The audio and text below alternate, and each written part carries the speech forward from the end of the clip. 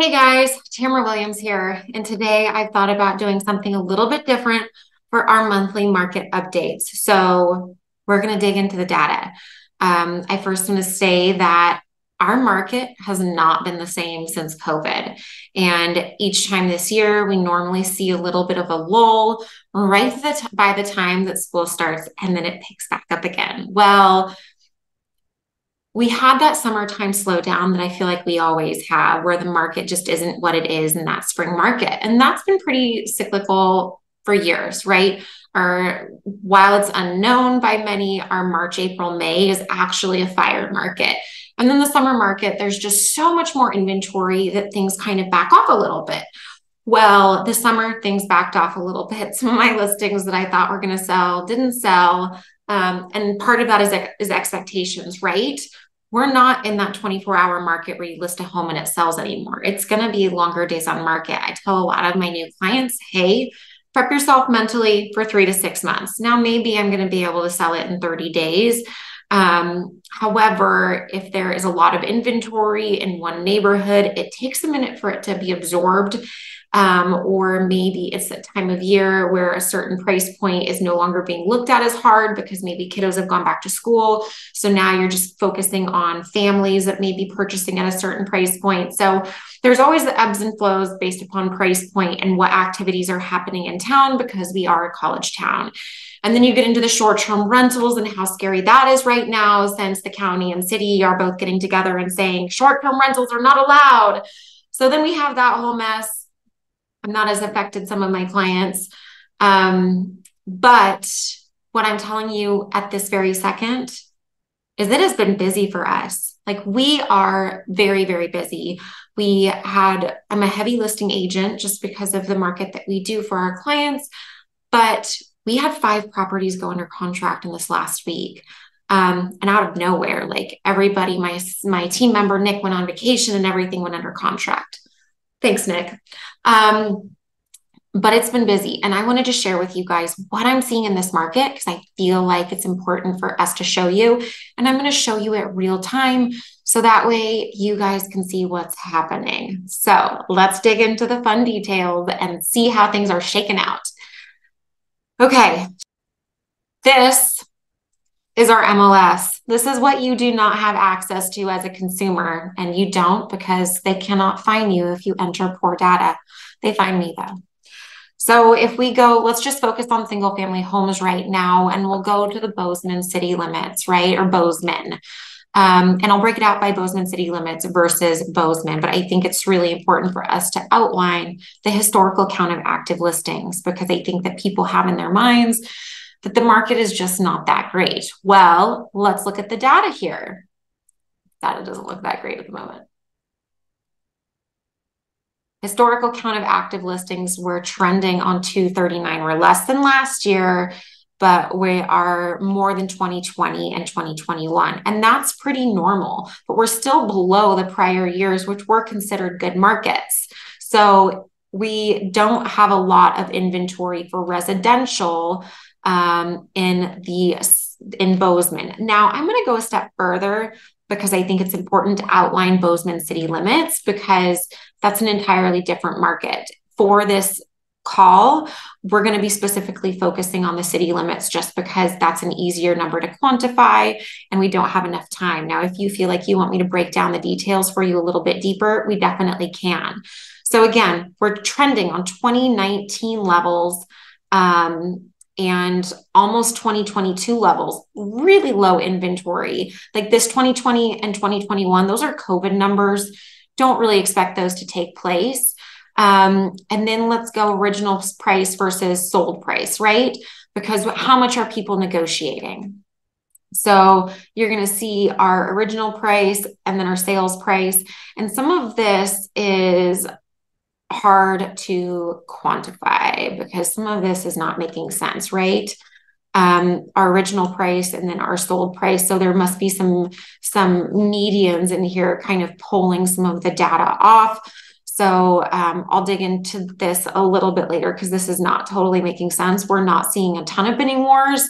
So some of these numbers are not making as much sense to me, but a lot of this here makes sense to me. We do see the occasional bidding war, but when you list, it's highly likely that you're not going to see a ton of bidding wars. Now let's go to list to sold price ratios. You're going to see that we're trending on 99, 98%. If you're higher in price, those numbers can go down a little bit. Buyers are negotiating incredibly strong. It is painful right now. They are beating the sellers up left and right, and sellers are saying, not so fast.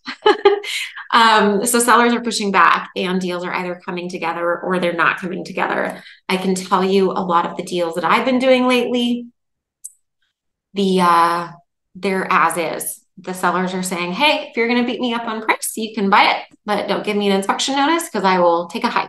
So it's actually giving the sellers a little bit of leniency in terms of having to do projects, which I don't think is necessarily a bad thing. Days on market average. Again, this is average numbers, median numbers. So sometimes they don't always show the whole picture depending on the price range that we're looking in. It's showing that it's ticking upwards at 25. Earlier in the year, it was 67. And again, guys, this depends on if you have a product that a college student's going to like, maybe we missed the window. If you have something that's short-term rental, maybe the paper and you have elevated pricing to reflect that, maybe it's going to take a little bit more time because that market's uncertain. So there's definitely going to be factors that do affect these days on markets. And we can chat by it. If you have a really unique home, that's also going to affect it. If you don't fit the cookie cutter vibe, you're going to have a longer days on market in most cases. And then we hit over to inventory. You guys, 5 months inventory. That tells me it's a buyer's market. Now, I'm not necessarily seeing that on the negotiation standpoint because sellers are pushing back, but do not be surprised if you get beat up in some of these negotiations. Like, doesn't faze me. If somebody comes in $150,000 low on your $1.3 million home, don't panic. We'll work through it. But ultimately, you're going to have to be willing to play ball with these buyers. Now, if you're a buyer, you can ask for a rate buy down.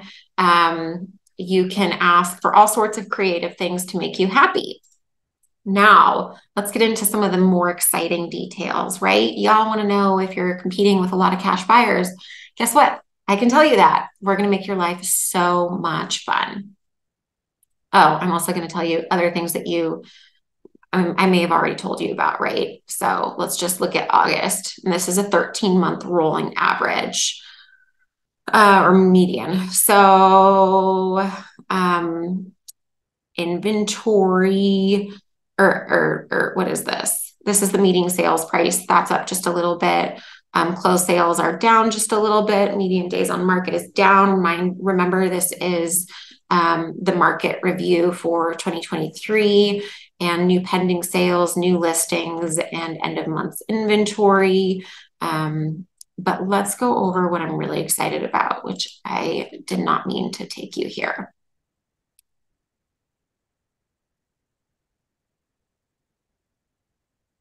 I want to show you guys percent of cash sales, because I always find this number so fascinating. And again, we will break it into Bozeman city limits because I feel like that's just the easiest area to quantify. And we're still looking at single family residences, right? 30% of the market, or 42% of the market, there's a lot of cash in this valley. If you think for 1 second that cash means anything, you are dead wrong. Now, yes, cash does mean something at closes properties, but there is a 42% chance that you are going to be fighting with another cash buyer. So you're not that special. And lastly, if you guys have any questions, I'm happy to elaborate on this. You know, I have 15 plus 16 years of experience in the real estate market in Bozeman. Not many people sell more real estate than me. So I can outline kind of what we're expecting, negotiations. I've seen it all. I've sold most of Bozeman neighborhoods, sold a lot of Belgrade, Gallatin Gateway, Three Forks. I can tell you kind of what to expect, and we can help set up an action plan for you if you're looking to buy or sell. And if you have a home to sell and you need to buy, we can help structure that as well to make sure that you are not homeless. I did hear of a horror story the other day where somebody was homeless because they didn't properly chat with their real estate agent about not being homeless. Nobody likes that. So let me know what questions that you have. If you buy a home with us, we will take care of all of the fine-tuned back end details so that you don't really have to think of it. That's always our goal. Don't think of the transaction. Think of what lies ahead of you in the fun, exciting process. So I hope you guys found this video helpful. If you did, please respond. This is definitely a different format than I normally do. Have a happy Tuesday, guys. I hope you had a great holiday weekend.